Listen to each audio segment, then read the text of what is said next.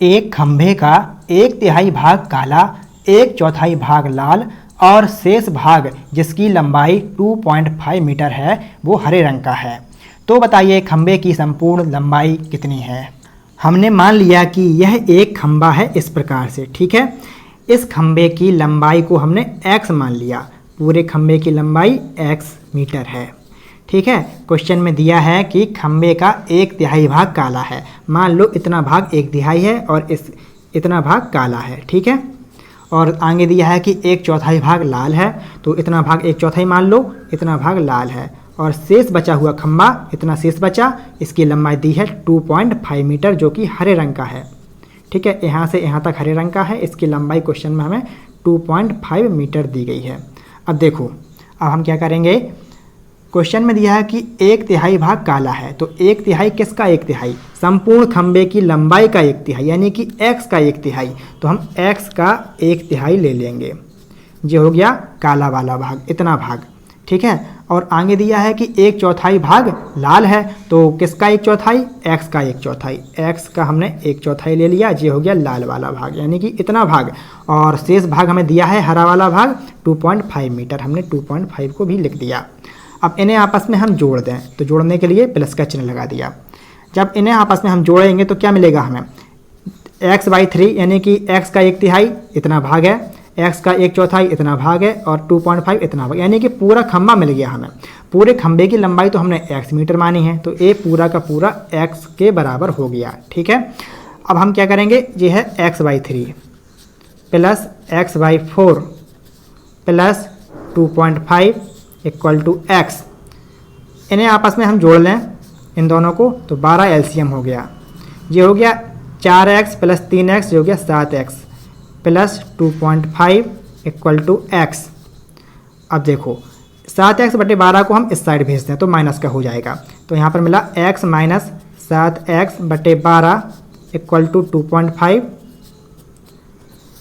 12x minus 7x, ये हो गया 5x/12 इक्वल टू 2.5।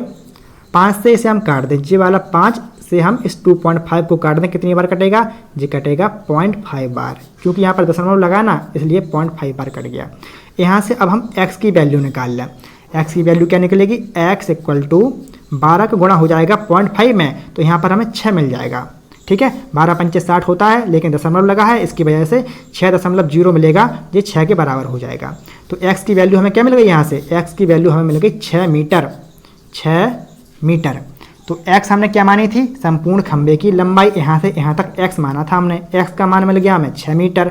तो हमसे पूछा था क्वेश्चन में संपूर्ण खंभे की लंबाई क्या है, जो कि 6 मीटर मिल गई, यही इस क्वेश्चन का आंसर हो जाएगा। अब जरा अगले टाइप का क्वेश्चन देखिए। इसमें दिया है एक खंभे का 1/3 भाग हरा, शेष बची लंबाई का 1/4 भाग पीला और अंत में बचे शेष भाग की लंबाई जो कि 18 मीटर है, सफ़ेद है।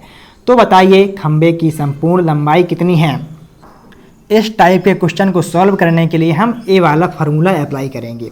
यहाँ पर देखिए, इस वाले फार्मूले को हम कैसे अप्लाई करेंगे, सबसे पहले समझिए आप। मान लीजिए कि यह एक खंभा है इस प्रकार से, ठीक है। क्वेश्चन में दिया है कि एक खंभे का 1/3 भाग हरा है, तो मान लो इस खंभे का 1/3 भाग इतना है जो कि हरे रंग का है, ठीक है। और आगे दिया है शेष बची लंबाई का 1/4 भाग पीला, शेष बची लंबाई का, शेष लंबाई कितनी बची, यहाँ से यहाँ तक इतनी लंबाई शेष बची। अब इस लंबाई का 1/4 भाग पीला है, यानी कि इतनी लंबाई का हमें 1/4 भाग लेना पड़ेगा। जबकि पिछले क्वेश्चन में हम क्या कर रहे थे, पूरे खंभे का हम 1/4 ले रहे थे, जबकि इसमें हमें शेष बची लंबाई, इस लंबाई का 1/4 लेना है। मान लीजिए कि इस शेष बची हुई लंबाई का 1/4 भाग इतना हो गया, ठीक है। तो इतना पीला भाग निकल गया।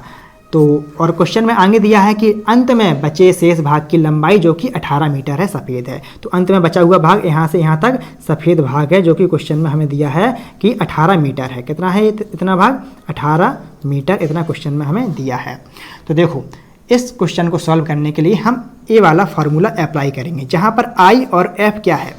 आई है इनिशियल वैल्यू, इनिशियल मतलब प्रारंभिक लंबाई, खंभे की जो प्रारंभिक लंबाई यहाँ से यहाँ तक है वो है आई, और एफ है फाइनल वैल्यू, मतलब लास्ट में जो लंबाई बचेगी वो उसे हम f की जगह पर रखेंगे, ठीक है।